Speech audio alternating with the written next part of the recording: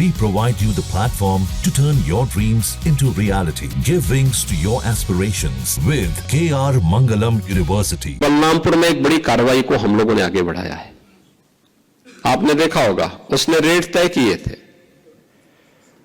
यानी कैसे धर्मांतरण के कार्यक्रम को आगे बढ़ाना है।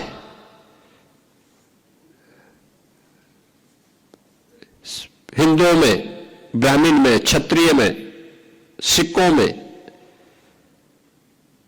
अन्य ओबीसी जातियों में, अनुसूचित जाति जनजाति के लोगों को कैसे धर्मांतरित करना, सबके रेट उसने तय किए हुए थे। विदेशों से उसमें धनराशि आ रही थी। आप सोचिए, 100 करोड़ से अधिक का ट्रांजैक्शन अब तक उसके 40 खातों में प्राप्त हुआ है और लगातार उस अभियान को आगे बढ़ाने का कार्य कर रहा था। एक लोग किस रूप में देश का स्वरूप बिगाड़ने का काम कर रहे हैं। परिस्थितियां बदली हैं, उद्देश्य उनका वही है जो उस समय था। हां, काम का तरीका उन्होंने बदला है और यह आयोजन हम सबको इस बात के लिए प्रेरणा दे रहा है कि जिस उद्देश्य से सिख गुरुओं ने अपना त्याग और बलिदान दिया था, सिख वीरों ने अपना बलिदान दिया था, अपनी शहादत दी थी, आज वर्तमान पीढ़ी को उस शहादत की परंपरा को फिर से वर्तमान परिप्रेक्ष्य में जीवंत बनाए रखने के लिए एक नई रणनीति के तहत कार्य करने की आवश्यकता है।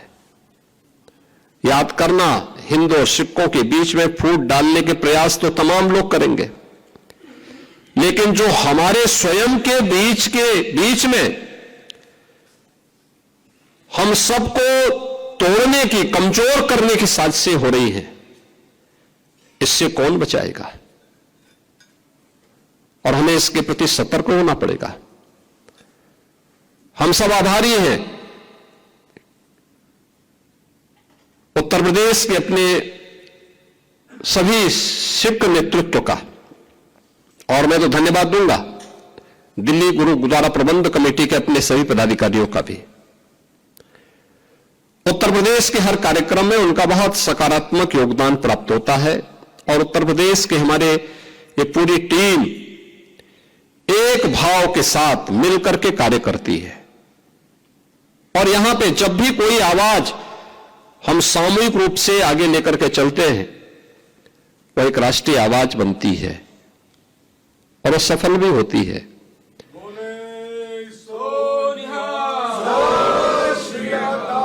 मुझे याद है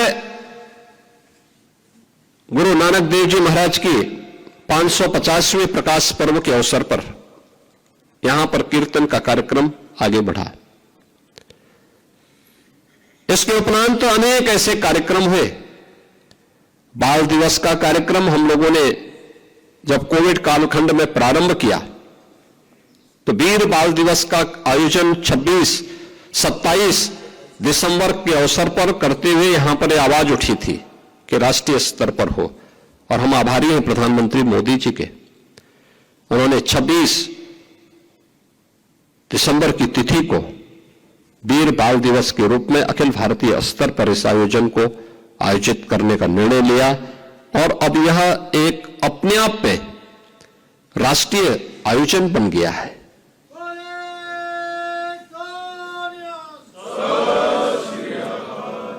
इतिहास को ऐसे ही जीवंत बनाया जाता है।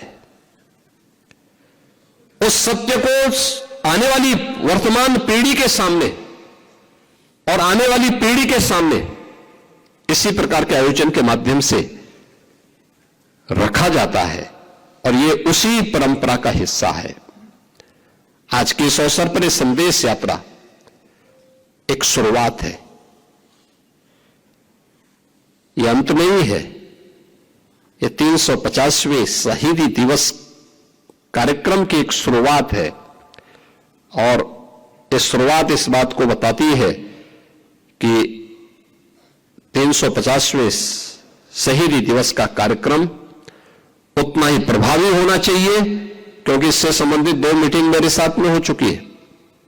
आगे आने वाले समय में इसकी पूरी रणनीति के साथ, बड़े कार्यक्रम के साथ अच्छे कार्यक्रम होने चाहिए।